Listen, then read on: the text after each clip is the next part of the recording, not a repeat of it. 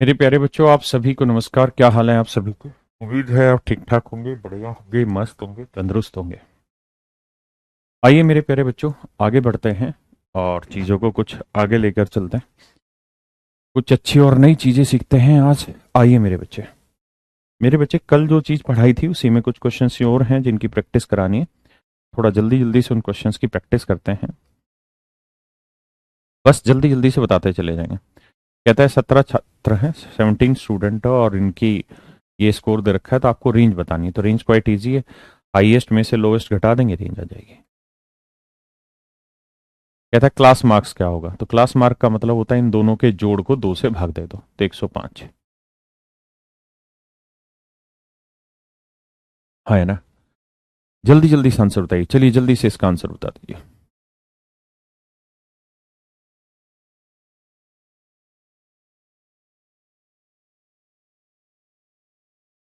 तो मेरे प्यारे बच्चों, हमें इसमें सबसे हाईएस्ट वैल्यू ढूंढनी है, सबसे लोवेस्ट ढूंढनी है। हाईएस्ट मेरे हिसाब से 32 है, 32 से बड़ी कोई वैल्यू है नहीं। और लोवेस्ट की वैल्यू 6 है, 6 से छोटी भी कोई वैल्यू नहीं है। 32 में से 26 गया ना, 6 गया 26। तो 26 मेरे प्यारे बच्चों हमारा सही आंसर है। Very good.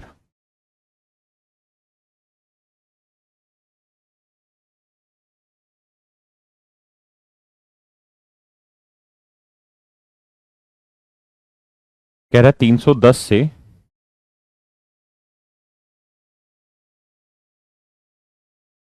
the grouped frequency table with class interval of equal size using 250 270, 270 not included, and as one of the class interval is constructed for the following data, the frequency of the।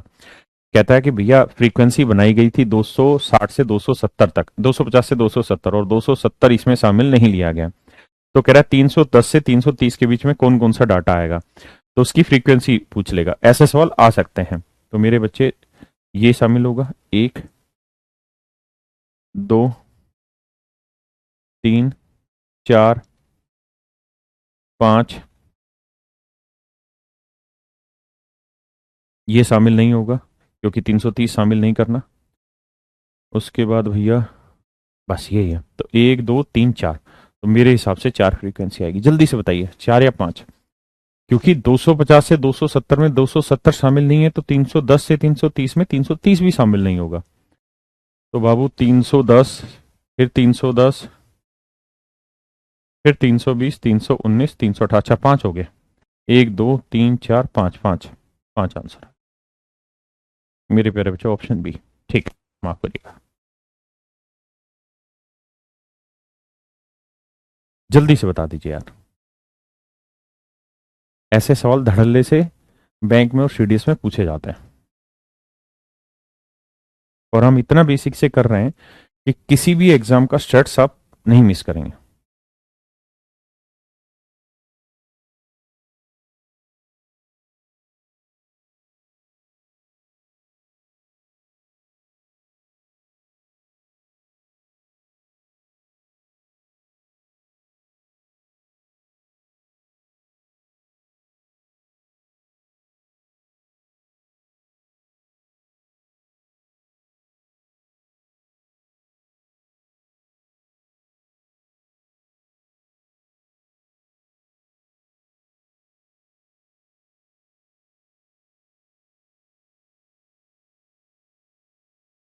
देखिए मेरे प्यारे बच्चों, आइए।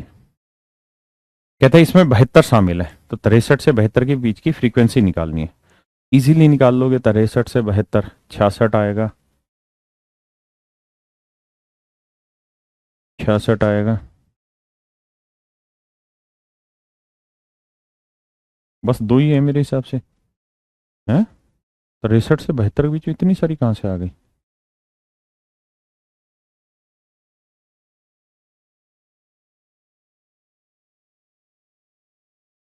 अच्छा अच्छा अच्छा अच्छा, ये पूछ रहा है कि नंबर ऑफ क्लास इंटरवल कितने रखे जाएंगे। माफ करिएगा, माफ करिएगा, मैं गलत तरीके से समझ गया। कह रहा है जी नंबर ऑफ क्लास इंटरवल कितने रखे जाएंगे। माफ करिएगा, मुझे लगा 63 से 72 में पूछ रहा है कितना। ये यूं कह रहा है कि भाई एक group frequency distribution table with class of equal size using 6372 ऐसे बनाया गया, 63 से 72। तो ऐसे ही यानी ये जितना गैप है, जैसे 9 का गैप है तो इतने ही गैप पे ऊपर बनाए गए इतने गैप से नीचे बनाए गए हैं। तो कुल मिला के कितने ग्रुप बनाए गए होंगे, ये आपका सवाल है। तो मेरे प्यारे बच्चों, कुल मिला के कितने ग्रुप बनाए गए होंगे, ये आपका क्वेश्चन है। Please solve it.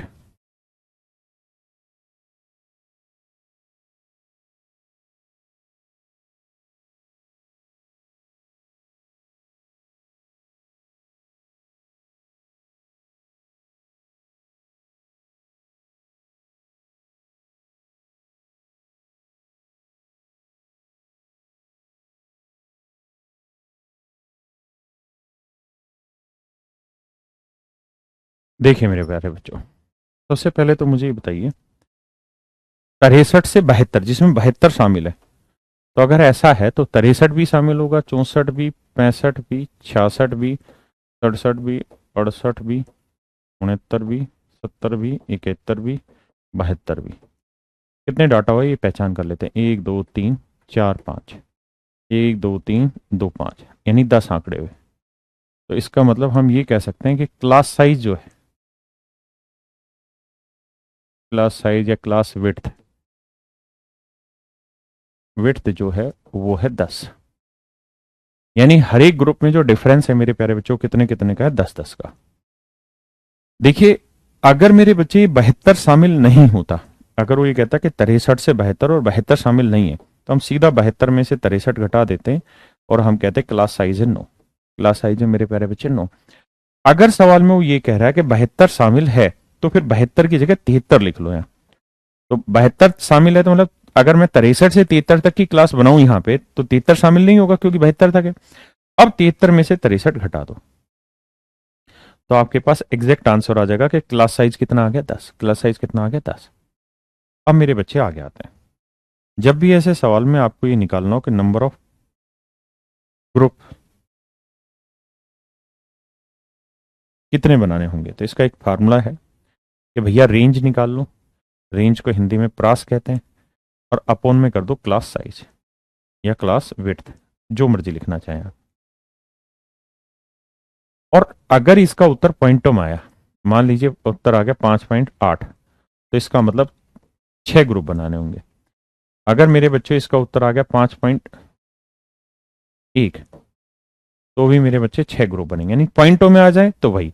अगर 5 आ जाए आंसर, तो फिर 5 ग्रुप बनाने होंगे। तो हमें सबसे पहले रेंज निकालनी, तो रेंज का तरीका क्या है, सबसे हाईएस्ट वैल्यू ले लो। तो 112 ही दिखाई दे रहा है, 112 से कोई बड़ा तो नहीं है,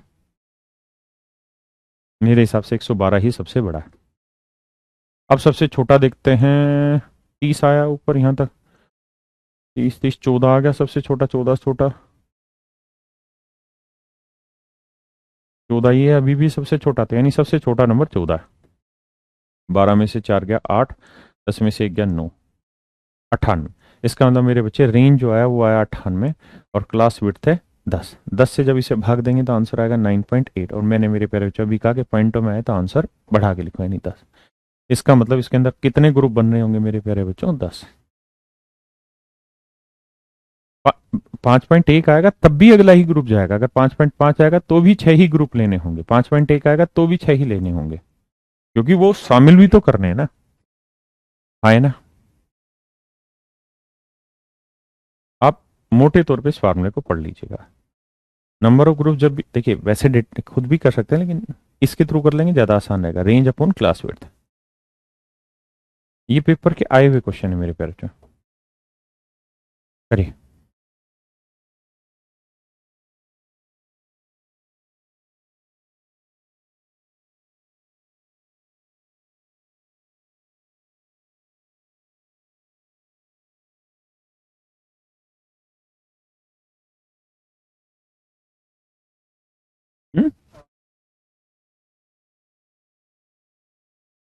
कुक को भेज दे एक बार।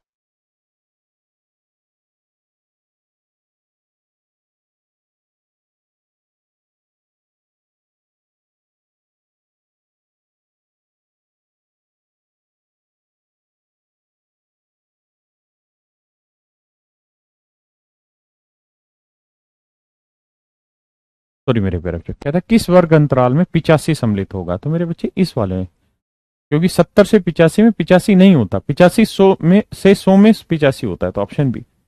बहुत सुंदर मेरे बच्चे।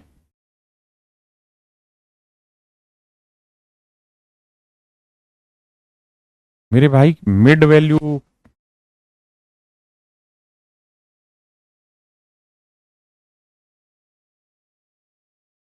क्लास मार्क, मिड पॉइंट, ये एक ही बात है, और इसका फार्मूला था कि lower limit plus upper limit upon two. तो कह रहा है कि 15, 25, 35, 45 ये दे रखा है। तो सबसे पहली चीज तो ये है मेरे बच्चे कि इनके बीच में डिफरेंस कितना है। 15 से 25 10 का, 25 से 35 10 का, 35 से 45 10 का। तो इसका मतलब जो भी हमारा आंसर होगा उसमें हर हाल में डिफरेंस कितना होना चाहिए, 10 का। 30 से 40 10 का हो गया, 20 से 40 20 का है, 20 से 30 भी हो सकता है, और 31 से 39 आंसर नहीं होगा। तो या तो मेरा आंसर ए हो सकता है या सी हो सकता है। अब सवाल में कह रहा है कि जो क्लास मार्क्स है वो 35 है, 35 है। तो मैं ये कह सकता हूँ कि लोअर प्लस अपर का जोड़ 35 दूनी 70 आना चाहिए। तो 30 और 20 50 नहीं बैठ रहा, 30 और 40 70, तो option A is correct. Option A is correct मेरे प्यारे बच्चों। आए ना।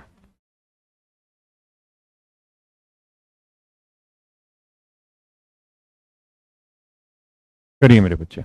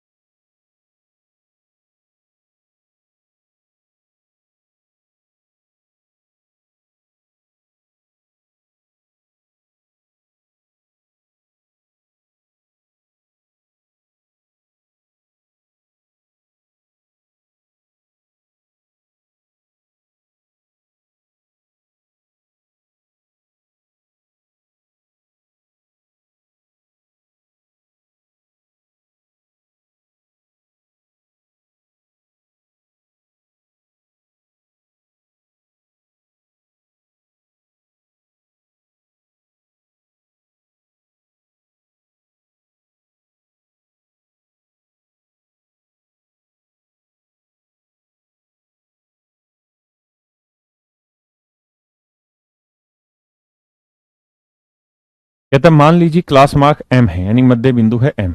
एल निरंतर बारंबारता वितरण में एक वर्ग की ऊपरी सीमा है। कहता है एल जो है वो अपर क्लास है, और मेरे बच्चों तो आपको निम्नतम वर्ग निकालना है, एन निकालना है, मतलब निम्न वाला है, लोवेस्ट क्लास। तो n plus n by two equal to क्या होगा, एन। तो एन की वैल्यू निकालनी तो आ जाएगा 2m minus L. 2m, L उधर जाके माइनस हो जाएगा। ये मेरे प्यारे बच्चों हमारा आंसर है।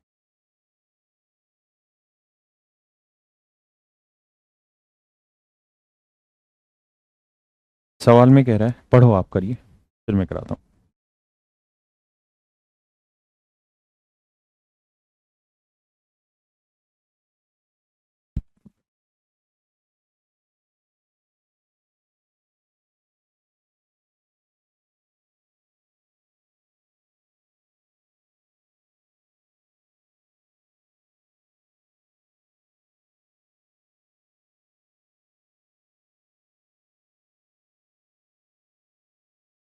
देखिए मेरे प्यारे बच्चों, कहता है एक बारंबारता बंटन में 5 तत्व वर्ग, यानी 5 कंटिन्यूस क्लास है, in frequency distribution is 5, and the lower class limit of the lowest class is 10। कहता है सबसे छोटे वाली की जो लोअर क्लास है वो 10 है, और कहता है 5 कंटिन्यूस क्लासेस हैं, और हर एक की जो विड्थ है वो 5 है, यानी हर एक में डिफरेंस 5 है। तो हर एक में 5 5 जोड़ते जाओगे, और क्लासें कितनी, 5, तो 5 को 5 से गुना करोगे, यानी डिफरेंस 25 बढ़ जाएगा। तो लोअर था 10, इसमें 25 जोड़ोगे मेरे प्यारे बच्चों, तो नया डिफरेंस आ जाएगा 35।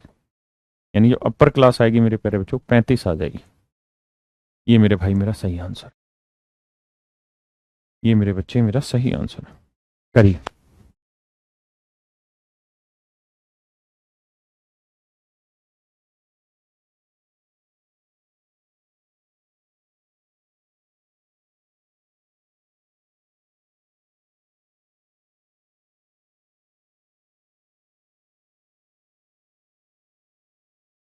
कुक को बुलाया बेटा, कौन सी। चना दाल या कौन सी?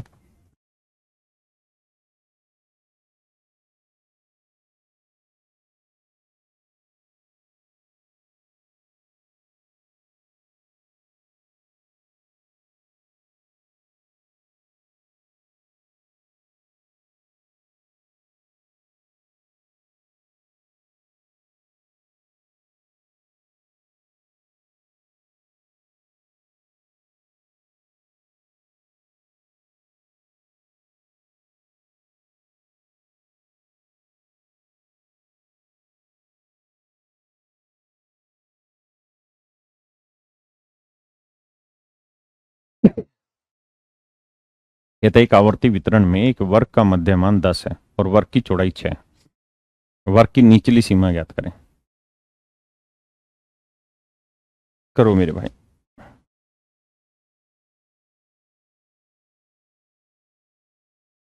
देखो मेरे भाई, बड़ा आसान है, मैंने बताया था, फार्मूले ना ऑप्शन से उड़ा दिया करो। भाई डिफरेंस कितना है, यानी विड्थ कितनी, क्लास विड्थ कितनी है, तो आप कहेंगे सर 6।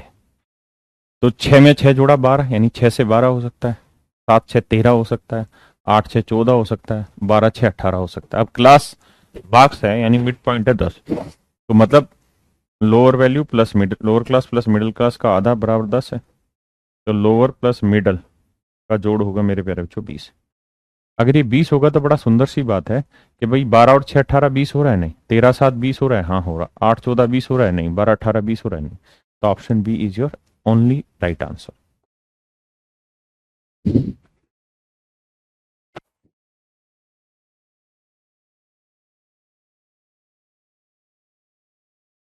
इस सारे पेपर में आए हुए सवाल है।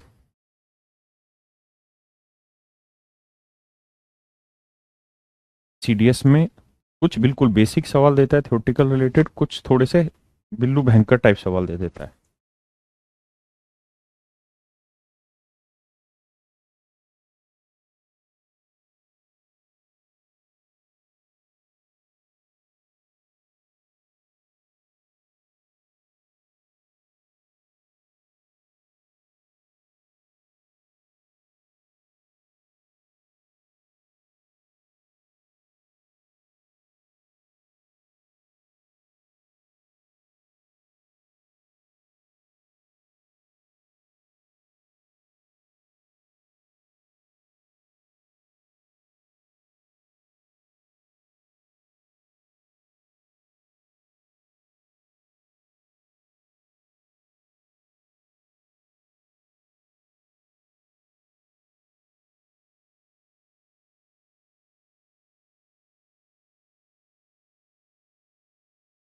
आइए मेरे प्यारे बच्चों, कहता है क्लास मार्क्स है कितना, 20 24 28 33 ये सब। आप सबसे पहले ये देखा करो कि डिफरेंस कितना है, तो 4 4 का, तो जो भी मेरा आंसर होगा उसमें 4 4 का डिफरेंस, 28 4 32 ये तो हो ही नहीं सकता, 26 4 30 ये हो सकता है, 27 4 31 हो सकता है, 28 4 32 ये भी हो सकता है। यानी मेरा ए ऑप्शन तो हट ही गया। क्यों? जैसे मान लीजिए मैं 20 से 30 ले रहा हूँ, 30 से 40 ले रहा हूँ, 40 से मैं 50 ले रहा हूँ। मेरे प्यारे बच्चों ये बताओ इसका मिड पॉइंट क्या होगा, क्लास मार्क्स क्या होगा, मिड पॉइंट क्या होगा? तो आप कहेंगे 20 और 30 का जोड़ 50, 50 का आधा 25। इसका मिड पॉइंट क्या होगा, 70 का आधा 35। इसका मिड पॉइंट क्या होगा, 45। तो आप एक चीज देख रहे हैं कि यहाँ पे भी डिफरेंस 10 10 का ही है, और इनके भी क्लास साइज का डिफरेंस क्या है, क्लास विड्थ का 10 है। तो हमने ये देखना है कि इनके बीच का डिफरेंस 4 4 है ना, तो क्लास विड्थ भी 4 ही होनी चाहिए, और वो 28 से 30 में नहीं हो रही। अब कह रहा है कि 28 के अनुरूप, तो 28 का डबल क्या हुआ, 56। तो मेरे प्यारे बच्चों हमें ये देखना है कि 56 जोड़ किसका आ रहा है, इसका, केवल इसका। तो ऑप्शन बी 26 से 30, क्योंकि वर्ग चिन्ह 28। बोलो भाई।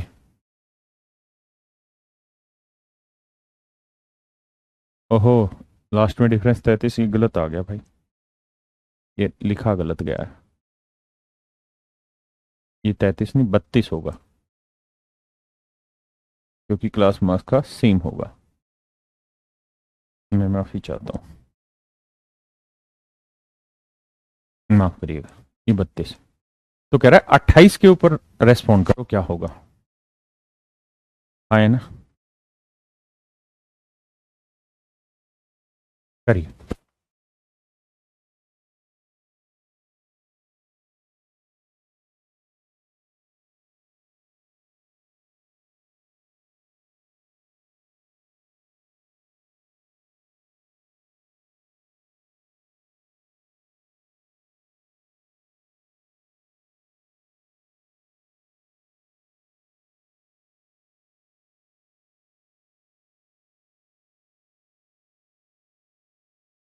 बड़ा आसान है मेरे बच्चों, बड़ी वैल्यू माइनस छोटी वैल्यू घटा के आंसर आ जाएगा। या कुछ एक्स वैक्स तो नहीं था ना इसमें? हाँ ठीक है, बेसिक। कहता है सबसे बड़ा स्कोर 28 है, सबसे लोवेस्ट स्कोर आपको निकालना है, और रेंज दे रखी है कितनी, 15। तो मेरे बच्चे आ जाएगा 13। ये आ जाएगा मेरे प्यारे बच्चों 13।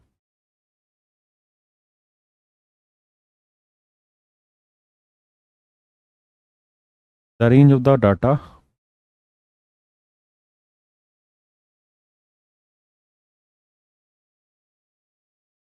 इस सवाल में गलती है। तो range of the data is,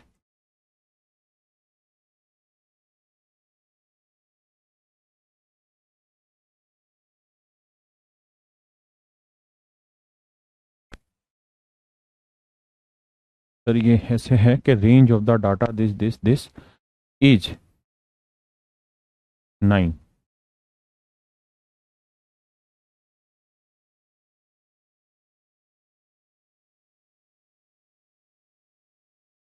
यहां से आगे डाल लीजिए एरो, इज 9। कहते हैं इन आंकड़ों का जो परास है वो 9 है, आंकड़ों का परास 9 है।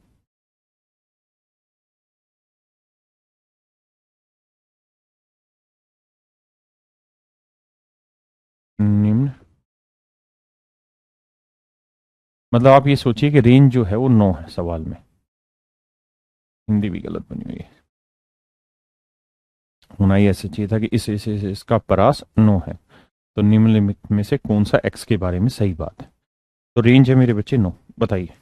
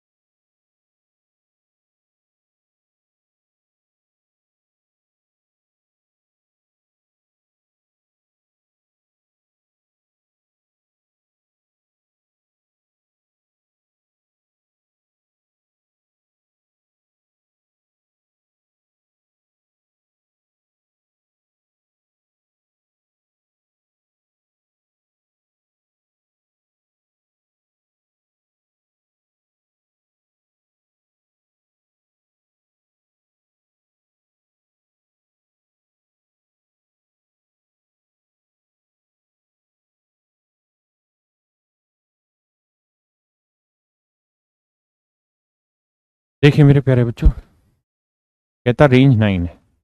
अब एक्स की वैल्यू क्या हो सकती है, बड़ी भी हो सकती है और छोटी भी हो सकती है। तो मेरे बच्चे यहां देखें तो सबसे बड़ी वैल्यू आ रही है 18, 18, 18, 18। तो अगर मैं 18 लेता हूं तो नेचुरल सी बात है एक्स की छोटी वैल्यू लेनी पड़ेगी, लोवेस्ट वैल्यू, तभी तो मेरी रेंज 9 आएगी। तो एक्स की जो वैल्यू होगी वो मुझे क्या लेनी होगी, 9, जो कि गलत है। क्यों गलत है? क्योंकि 9 मेरी लोवेस्ट वैल्यू लेनी होगी, तभी तो 18 में 9 गया 9 आएगा। लेकिन मेरी लोवेस्ट वैल्यू कितनी है मेरे बच्चे, 5। मेरी लोवेस्ट वैल्यू क्या है, 5। इसलिए मेरा ये कहना गलत है कि 18 सबसे बड़ी वैल्यू, गलत चीज। अब मेरे बच्चे मेरी सबसे लोवेस्ट वैल्यू कितनी है, 5। तो मेरी सबसे ग्रेटेस्ट वैल्यू क्या ले सकता हूं मैं? तो आप कहेंगे कि सर सबसे ग्रेटेस्ट वैल्यू जो आप लेंगे तो 9, 5, 14 होगी, लेकिन उस लिहाज से 18 सबसे बड़ी है। उस लिहाज से सर 18 सबसे बड़ी वैल्यू है। हाँ या ना?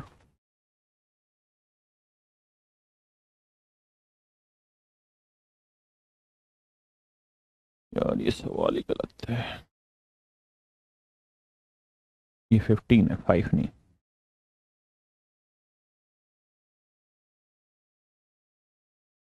माफ करिएगा। अब करिएगा, सवाल पूरा सवाल गलत कर रखा है।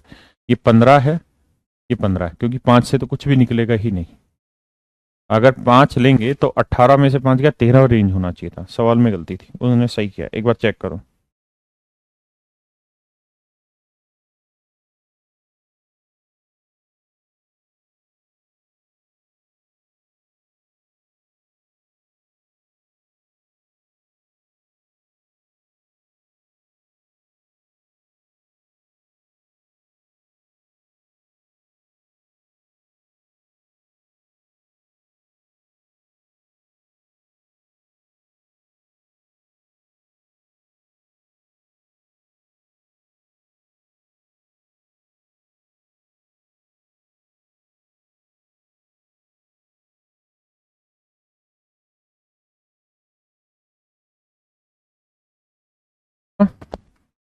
यहाँ वाली जगह पे अगर 5 होता तो एक्स की वैल्यू कभी भी निकली। ये 15 था। ये प्रूफ रीडिंग में हमने गलती कर रखी है, इसको सही करा करो। हर एक सवाल को एक बार प्रूफ रीड दोबारा कर लिया करो। छोटी छोटी गलतियां फिर दिक्कत देती है। अब मेरे बच्चे ठीक है, अब हम बात कर लेंगे। भाई सबसे बड़ी वैल्यू 18 है।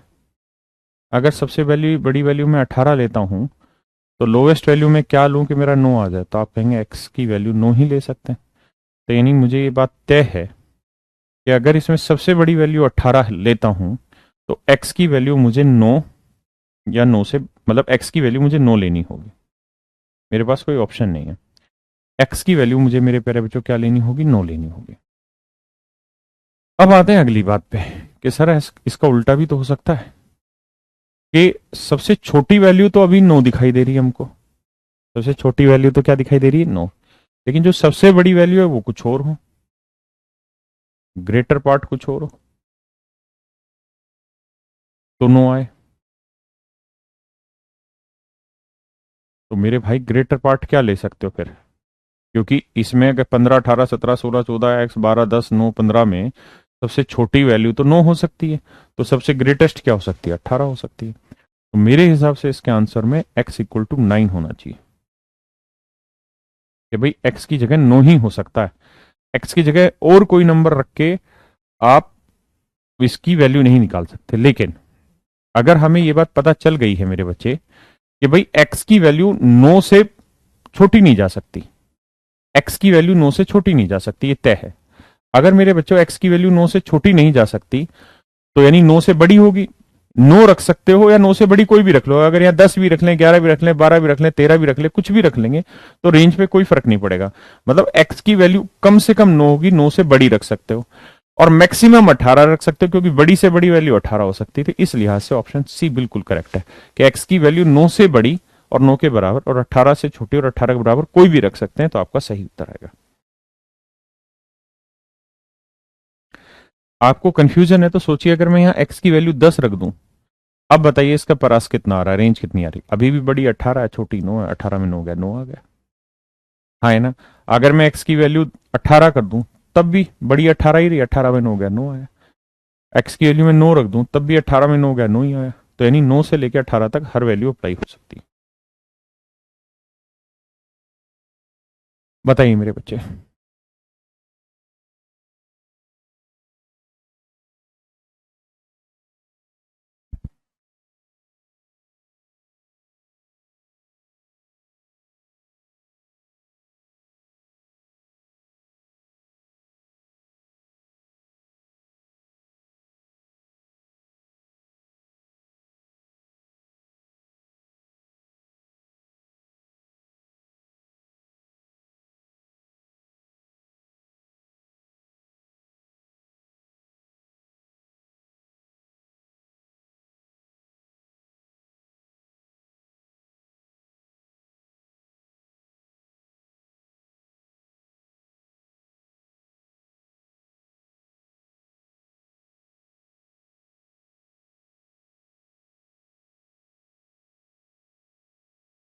देखिए मेरे प्यारे बच्चों, कह रहा है इतने का परास 34 है, तो ए का मान ज्ञात करें। तो 16, 15, 21, 28, सबसे बड़ी वैल्यू क्या दिखाई दे रही है? 48, है ना। और मुझे परास लाना है 34, तो सबसे छोटी वैल्यू स्मॉलेस्ट ए मान सकते हैं। तो 48 में से ए घटाया 34 आया, तो ए की वैल्यू कितनी आई? 14। 4 4 8 3 1 4, यानी ए की वैल्यू 14 हो सकती है, जो कि पॉसिबल है क्योंकि 15 छोटी, तो ए की वैल्यू 14 हो सकती है। दूसरा ऐसे हो सकता है कि भाई स्मॉलेस्ट वैल्यू तो गिवन ही है। स्मॉलेस्ट वैल्यू क्या है मेरे बच्चे? 15। तो स्मॉलेस्ट 15 मान लेते हैं और ग्रेटेस्ट वैल्यू ए मान लेते हैं। ग्रेटेस्ट वैल्यू ए मान लेते हैं। तो इसमें से 15 घटा के 34 आया, तो बताओ ये क्या होगा? तो आप कहेंगे 34 और 15 49, तो ए की वैल्यू 49 भी हो सकती है। माने ए की वैल्यू 14 भी हो सकती है और ए की वैल्यू 49 भी हो सकती है। मतलब option C is your absolute right answer. Option C is your right answer. भाई ए स्मॉलेस्ट भी हो सकता है, ए ग्रेटेस्ट भी हो सकता है। हाँ ना मेरे बच्चे।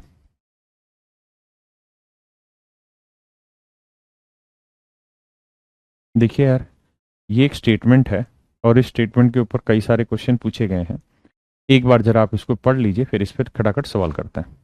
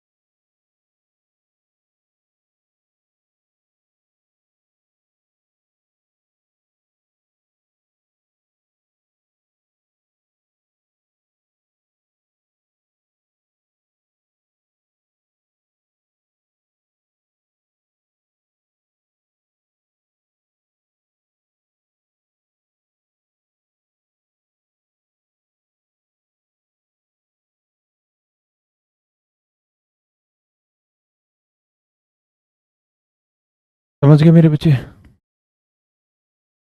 अब इस पे सवाल लेते हैं।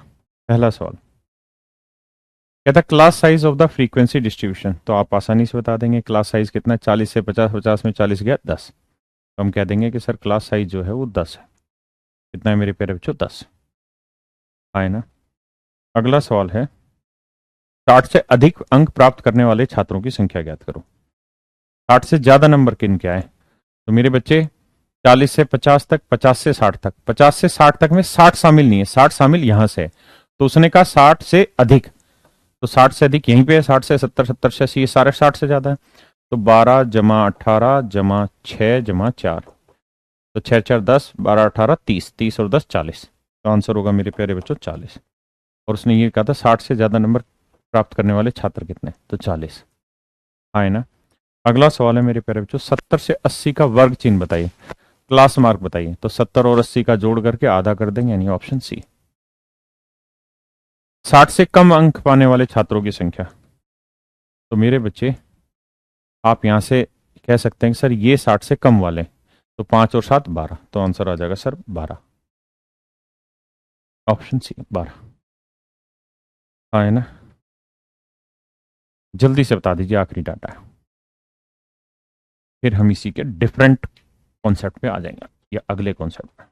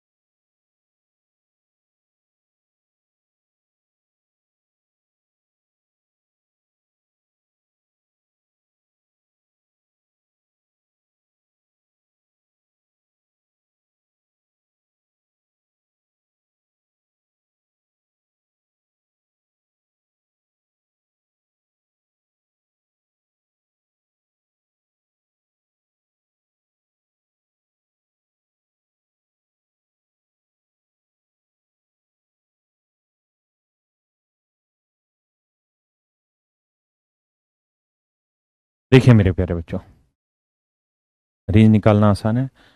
बिगेस्ट वैल्यू में से लोएस्ट वैल्यू घटा देंगे, रेंज हो जाएगी। अब मेरे प्यारे बच्चों, हमारा अगला टॉपिक स्टार्ट होता है स्टैट्स में ही, अगला कॉन्सेप्ट स्टार्ट होता है measurement of central tendency. Measurement of central tendency. तो मेरे प्यारे बच्चों, मेजरमेंट ऑफ सेंट्रल टेंडेंसी में 6 टॉपिक आते हैं। एक होता है मीन। मीन का मतलब होता है माध्य। माध्य को हिंदी में हम कहते हैं औसत। औसत। औसत को इंग्लिश में कहते हैं एवरेज। लेकिन ये जो औसत होता है मेरे बच्चे, ये भारी औसत होता है। ये वेटेड एवरेज कहलाता है। वेटेड एवरेज कहलाता है, भारी औसत कहलाता है। भारी औसत का मतलब है कि जितने भी आंकड़े हैं, जितनी भी ऑब्जर्वेशन है, जितने भी लोग हैं, उनके वेट को लेके, वेट का मतलब होता है जिस वैल्यू को वो रिप्रेजेंट कर रहे हो सकता है उनके नंबर की बात हो रही हो सकता है उनकी उम्र की बात हो रही हो, यानी उनकी वैल्यूज के अनुसार अगर हम उनको रखें तो बिल्कुल बीच में कौन सी वैल्यू आएगी, यानी बिल्कुल बीच की वैल्यू कौन सी हो, औसत कौन सी होगी। हाँ, है ना। भारी औसत यानी उनके भार के हिसाब से, तो ये मीन कहलाता है। आप देसी भाषा में से औसत कह सकते हैं, जिन्होंने औसत पढ़ा हुआ उसके लिए माध्य कुछ है ही नहीं। अब अगले पॉइंट पाते हैं मीडियन। मीडियन को कहते हैं मध्यिका। मध्यिका का मतलब, अगर हम किसी चीज को एक प्रॉपर ऑर्डर में सेट करें, ऑर्डर में सेट करें, अगर हम किसी चीज को एक प्रॉपर ऑर्डर में सेट करें या अरेंज करें, तो जो सबसे बीच में आएगी, जो वैल्यू सबसे बीच में आएगी मेरे प्यारे बच्चों, वो कहलाएगी मध्य का, यानी जो मध्य में आए। मीन मध्य वाला नहीं होता। मीन का मतलब होता है मध्य का भार, मध्य का भार। ठीक है। और ये होता है कि सीक्वेंस में रख रखा है बीच में कौन खड़ा हुआ है। जैसे 6 बच्चे खड़े हुए हैं, 1 2 3 4 5 6 7, तो भाई बीच में कौन खड़ा, तो बीच ये खड़ा हुआ है ना। इन बातों पे भी चर्चा करेंगे, ये अलग टॉपिक रहेगा हमारा, ये अलग टॉपिक है। तीसरा है मोड।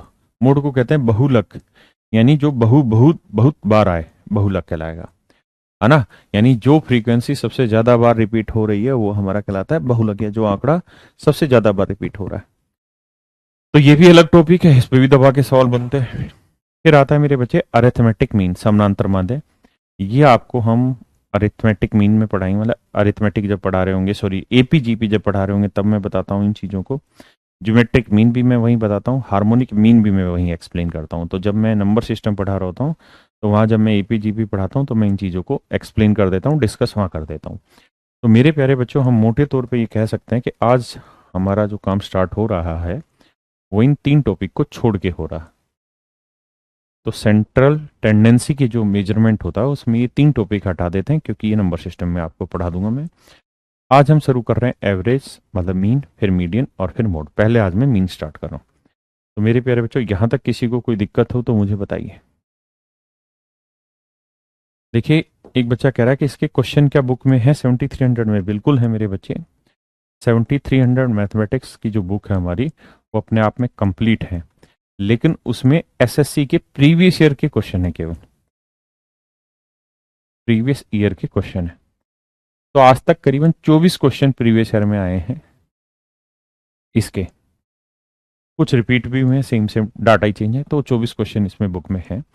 लेकिन वो पर्याप्त नहीं होंगे आज के समय के हिसाब से, क्योंकि अब उसने स्टैट्स को एक प्रॉपर टॉपिक नाम दे दिया है। पहले वो छिपे छिपे तरीके से पूछता था।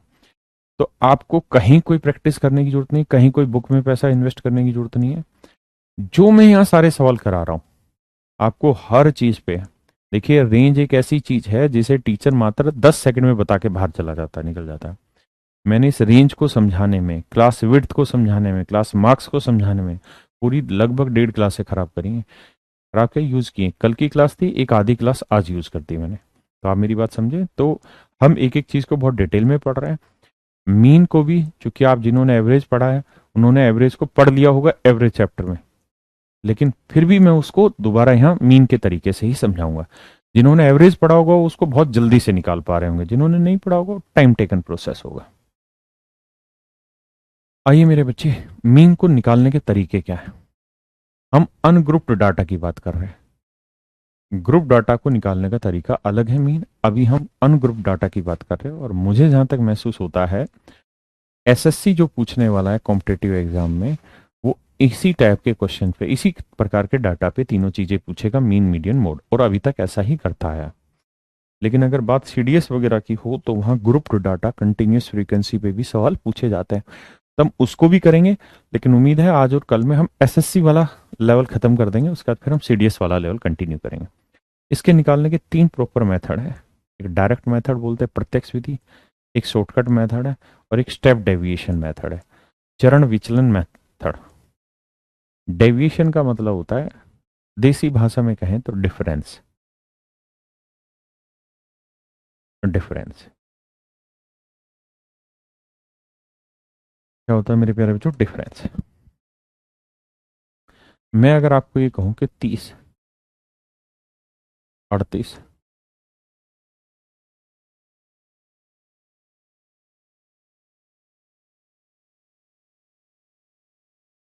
और 70, मुझे इन तीनों का औसत निकाल के बताइए। मुझे मेरे प्यारे बच्चों इन तीनों का औसत निकाल के बताइए। Please find its average, everyone please.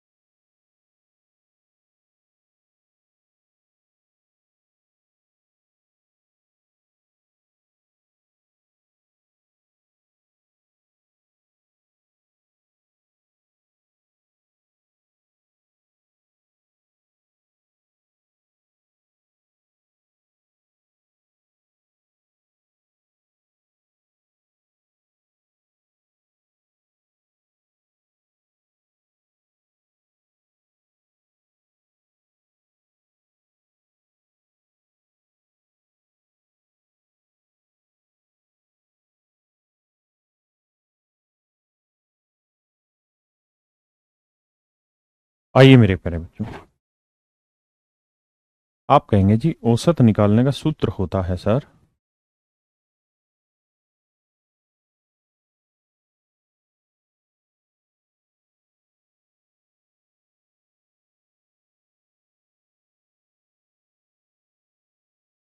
औसत निकालने का सूत्र होता है आंकड़ों का योग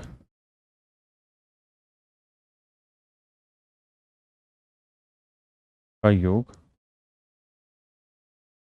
बटे आंकड़ों की संख्या। पूरा लिख के एक एक चीज को समझा रहा हूं शुरुआत में, की संख्या।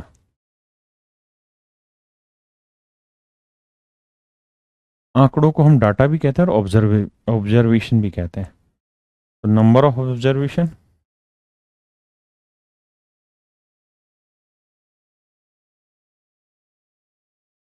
नंबर ऑफ ऑब्जर्वेशन और sum of observation.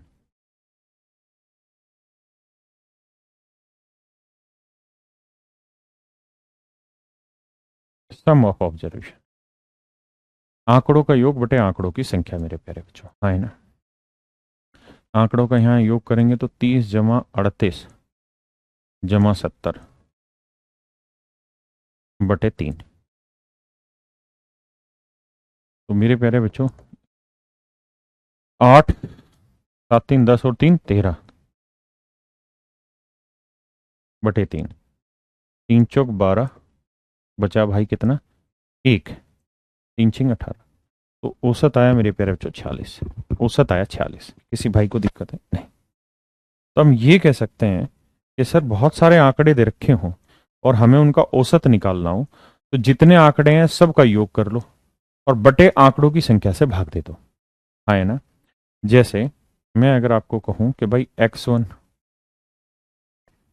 x2, x3 और ऐसे चलते चलते xn आंकड़े, मतलब बहुत सारे आंकड़े, तो इनका औसत बताइए। तो आप कहेंगे सर सिंपल है, x1 plus x2 plus x3 और प्लस में सर एक्सएन, बटे में कर दो सर नंबर ऑफ ऑब्जर्वेशन यानी एन। तो ये होगा सर मीन निकालने का सूत्र, ये हो जाएगा सर मीन निकालने का सूत्र, माध्य निकालने का फार्मूला, माध्य निकालने का फार्मूला आया ना। अब मेरे प्यारे बच्चों, आप जनरली देखेंगे कि मीन को जो है ना वो इस तरीके से डिनोट कर देते हैं। जैसे आप बहुत सारी चीजें पढ़ेंगे कि एंगल को हम थीटा से डिनोट करते हैं, अल्फा से, बीटा से डिनोट करते हैं। पी क्यू आर एस से क्यों नहीं डिनोट कर देते? कर सकते हैं, 100% वाजिब है, लेकिन हम कर देते हैं इससे, इसमें कोई बुराई नहीं है। चलन जिस चीज का हो जाता है हमें भी वही चलाना होता है। तो ये मीन का एक कहने का तरीका है, अगर एक्स बार लगा हुआ तो मतलब एक्स के आंकड़े हैं और उसका ये मीन है, माध्य है। हाँ है ना। एक बार इतनी बात को समझिए फिर आगे बताता हूँ।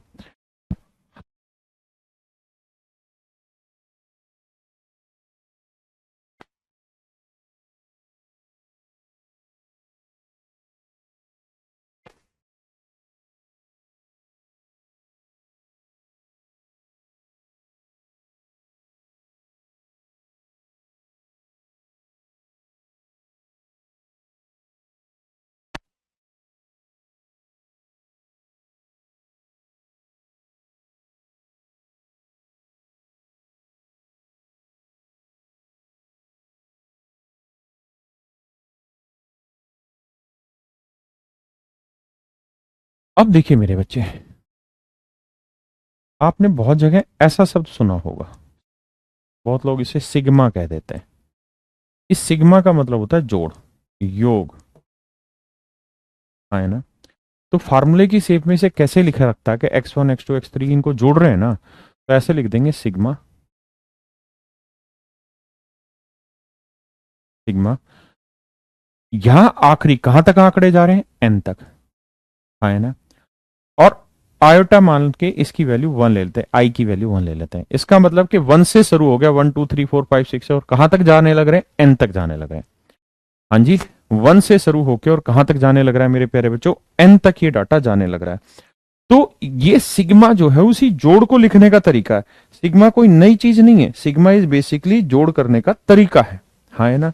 या उसको रिप्रेजेंट करने का तरीका, जैसे फंक्शन में एफ एक्स से डिनोट कर देते हैं, क्यू एक्स से डिनोट कर देते हैं, ऐसे। और यहां लिख देते हैं एक्स आई, एक्स आई, आई कैसे सुंदर बनेगा, ऐसे एक्स आई लिख देते हैं। तो इस एक्स आई का मतलब ये है मेरे बच्चे, यहां एक्स आई का मतलब यहां पे ये है कि भैया पहले आई की वैल्यू 1 ले रहे हो तो x1 लो, फिर आई की वैल्यू 2 लेनी है तो x2 लो, फिर x3 लो, और कहां तक लेनी है वैल्यू? n तक, तो xn ले लो। तो ये इसको रिप्रेजेंट करने का तरीका हुआ, हाँ है ना। क्या मेरी बात समझ है?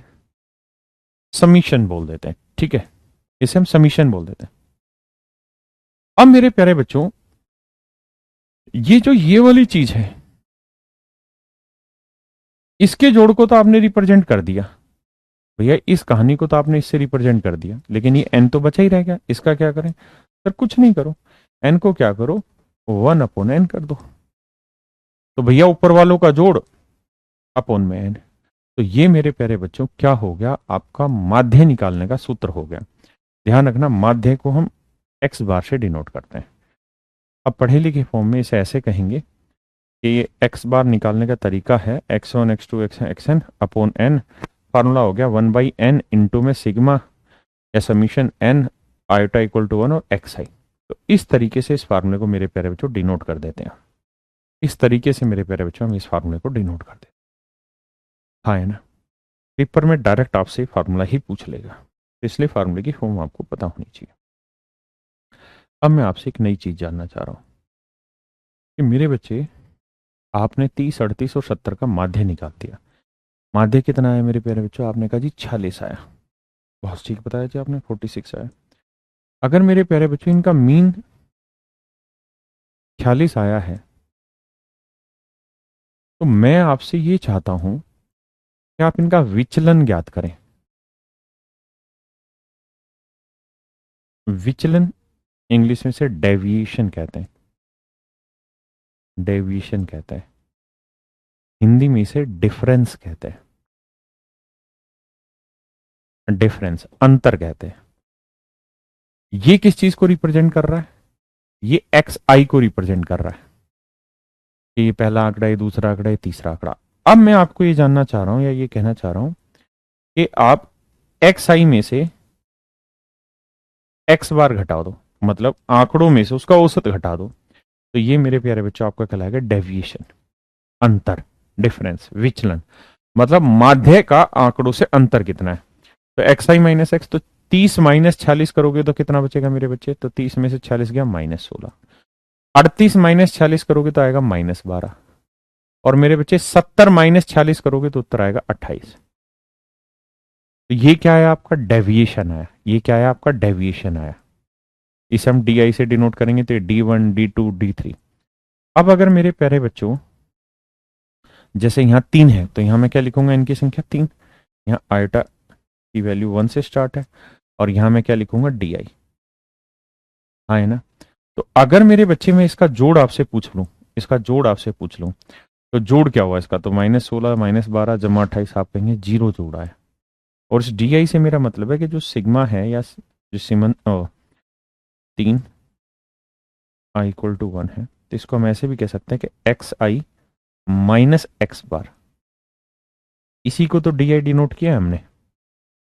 तो ये हमेशा क्या आएगा मेरे बच्चे? जीरो आएगा।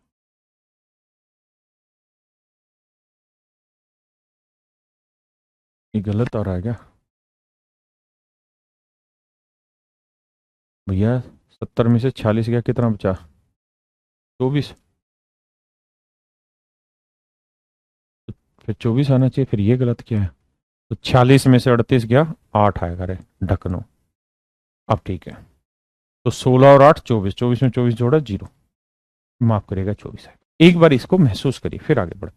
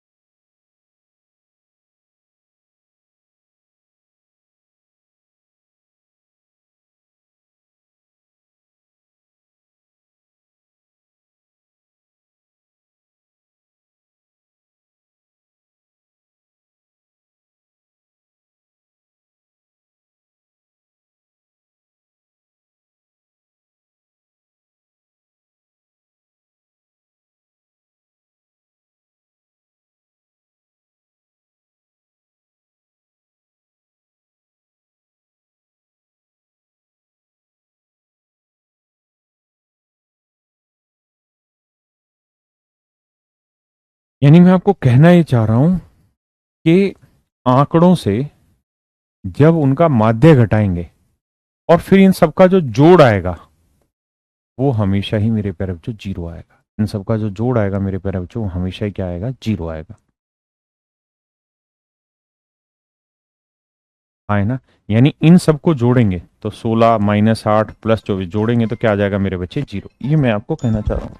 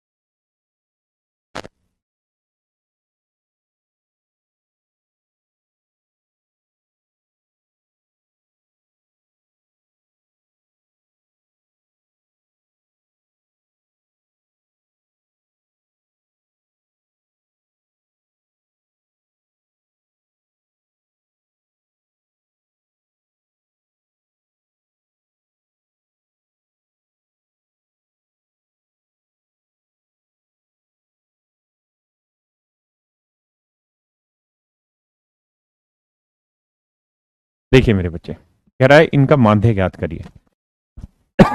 देखिए जिन्होंने एवरेज पढ़ा है वो तो एवरेज के तरीके से फाइंड आउट कर ही सकते हैं, जिन्होंने नहीं पढ़ा है वो क्या करें, इनको जोड़ लें।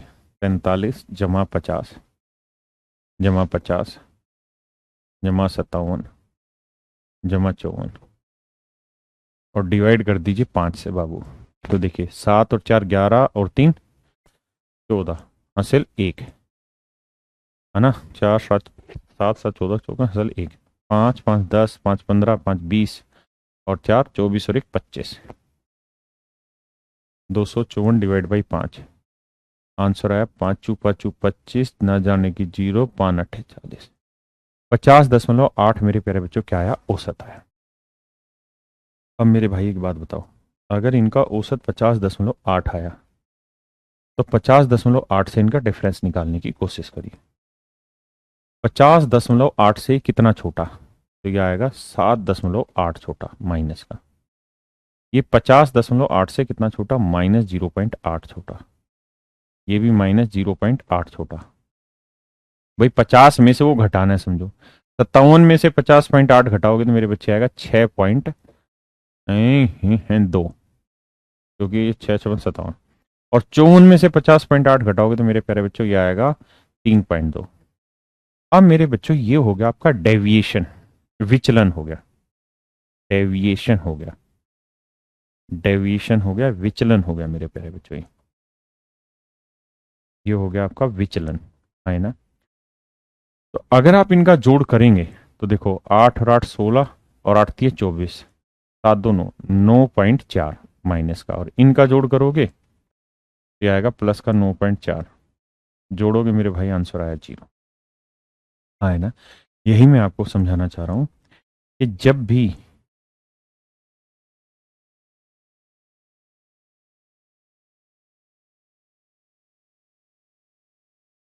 तो एक्स आई माइनस एक्स बार लोगे तो इसकी वैल्यू हमेशा ही मेरे प्यारे बच्चों क्या आएगी, 0 आएगी। अरे ढक्कनो सही निकाला, हर बार थोड़ी गलत बोल दोगे भाई, हो जाता है। संदीप भाई तुझे ही गलत लग रहा है भाई, एवरेज के तरीके से एवरेज में बताएंगे स्वरूप, यहाँ नहीं बता पाएंगे, माफ करिएगा, क्योंकि एवरेज एक अलग कॉन्सेप्ट है। यहाँ तो मैं सीधे फार्मूले से एक्सप्लेन कर रहा हूँ, वहां आप इनकी स्पीड पकड़ पाएंगे कि जल्दी से इन्हें कैसे किया जाए। क्या आप सहमत है इतनी बात से? अब बढ़ते हैं आगे थियोरटिकल पोर्शन पे।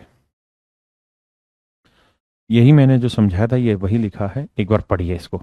ये इसकी पहली प्रॉपर्टी, मीन की प्रॉपर्टीज पूछी जाती हैं, चार ऑप्शन में प्रॉपर्टी डाल के दे देगा और आपको बतानी कौन सी प्रॉपर्टी मीन की है कौन सी नहीं है, तो समझ लीजिए इसको।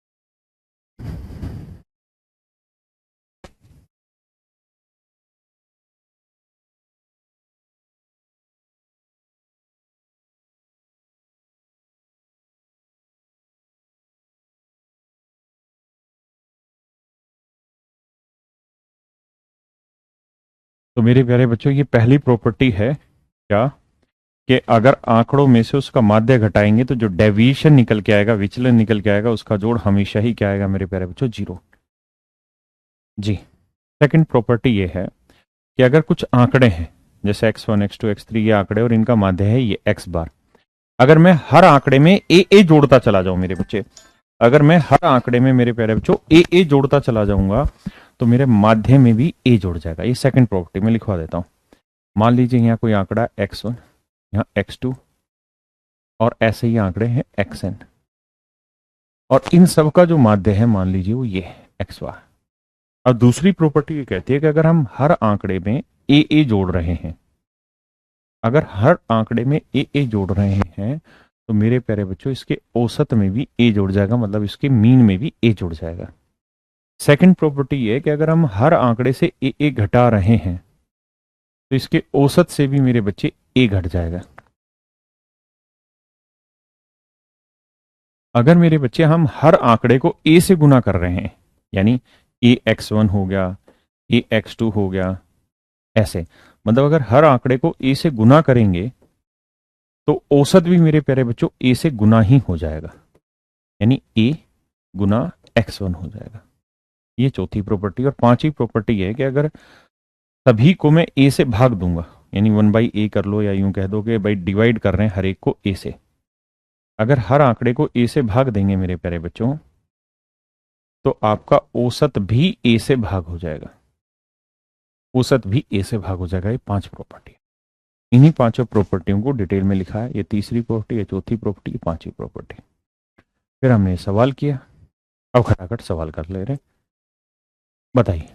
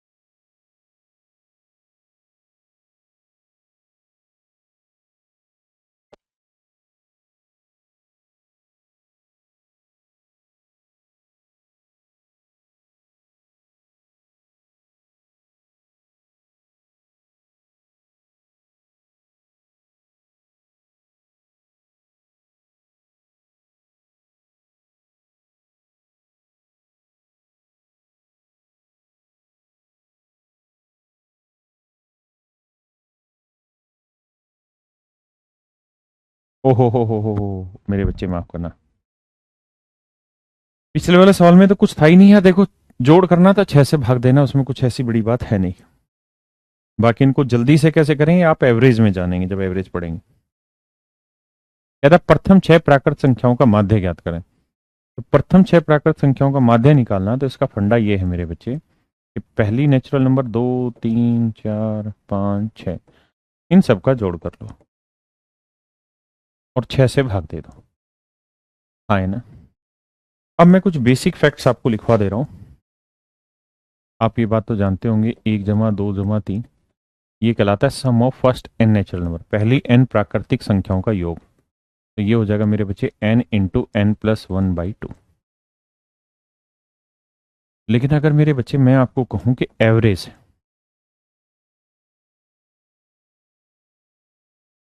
ऑफ फर्स्ट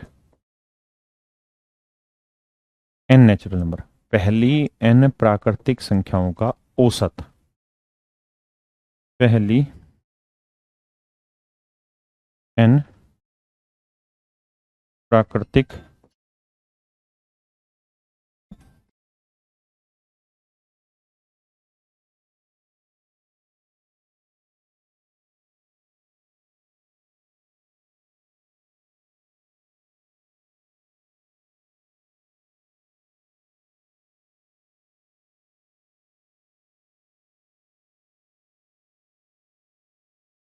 देखिए मेरे बच्चे, n संख्याओं का औसत निकालना तो क्या होगा भाई, n संख्याओं का योग कर लो, वो आया n इंटू n प्लस 1/2। अब संख्याएं कितनी n, तो औसत का फार्मूला संख्याओं का योग बटे संख्याएं, n से n कट जाएगा तो फार्मूला बना n plus 1/2। So this is your direct answer. तो इस वाले सवाल में यही था कि भाई पहली n प्राकृतिक संख्याओं का औसत बताइए, तो फार्मूला होगा n प्लस 1/2। तो मेरे बच्चे संख्याएं कितनी बोली, 6, तो 6 और 1 7, 7/2 यानी 3.5। तो this would be your average, है ना। अब मेरे बच्चे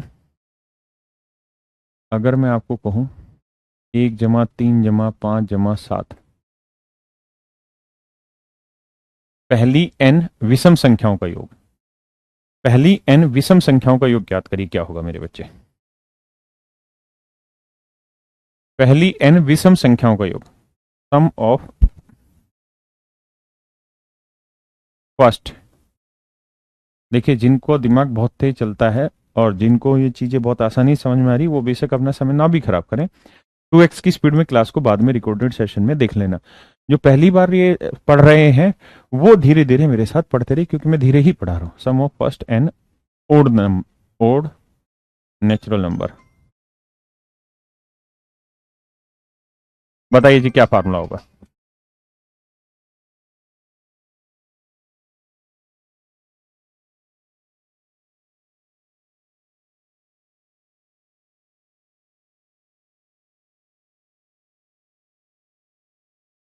तो पहली एन विषम संख्याओं का योग का फार्मूला होता है एन स्क्वायर। क्या होता है मेरे बच्चे, एन स्क्वायर। जैसे मान लीजिए मुझे पता करना है इनका योग, बताओ कितना है, तो 5 3 8 रख लूं, जरूरत ही नहीं है। आप ही देखो संख्या कितनी, 1 2 3, तो 3 का वर्क कर दो, दैट इज योर आंसर, है ना।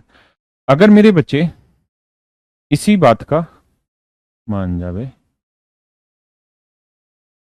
इसी का मेरे प्यारे बच्चों अगर आपको औसत निकालना हो, फिर अब एवरेज बताइए।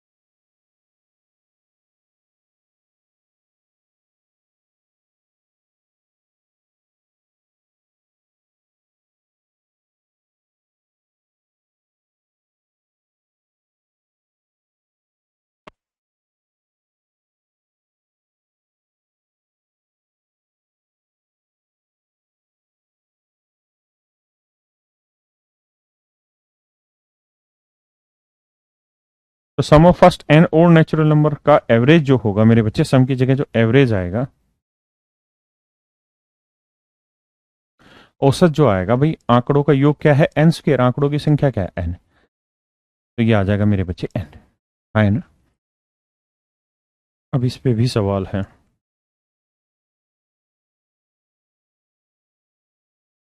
ये पेपर में पूछा हुआ, बताइए। कहता find the mean of first 10 odd number, तो आंसर भी 10 ही होगा। Find the mean of first 10 odd natural number, odd natural number का एवरेज भी क्या होगा मेरे बच्चे, एन होगा। एन मतलब 10, 10 संख्याएं थी तो आंसर हो जाएगा 10। समझ गए ना। अब अगले स्टेप पे आते हैं। अगर इवन की बात हो, 2 4 6, sum of first n natural even number,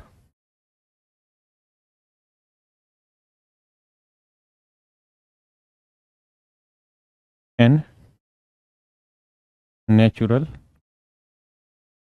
even number, तो मेरे प्यारे बच्चे इसका फार्मूला क्या होगा, तो इसका फार्मूला होगा एन इंटू एन प्लस 1। आप चेक करना चाहें तो देखो, मैं कहूं भाई 2 4 6 का जोड़ बताओ, तो आप कहोगे सर 6 4 10 2 12, तीन ही तो संख्या है, तो 3 3 और 1 4 4 थी 12, है ना।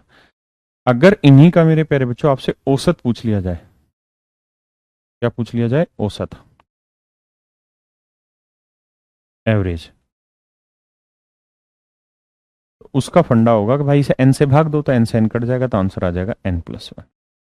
आंसर आ जाएगा मेरे प्यारे बच्चों एन प्लस 1। ऐसे ही मेरे बच्चे 1 का वर्ग, 2 का वर्ग, 3 का वर्ग,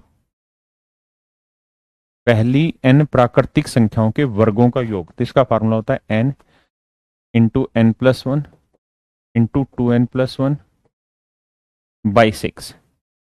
ये मेरे प्यारे बच्चों फार्मूला होता है किस चीज का? आपका पहली n प्राकृतिक संख्याओं के वर्गों का योग। अगर इन्हीं का औसत पूछ ले, average of square of first n natural number, पहली n प्राकृतिक संख्याओं के वर्गों का औसत, तो मेरे भाई से n से भाग दोगे, n से भाग दोगे तो क्या आएगा? n plus 1 into 2n plus 1, क्योंकि उस केस में n से n कट जाएगा मेरे प्यारे बच्चों, हाँ है ना। ऐसे ही भैया क्यूब भी पूछ लेता है।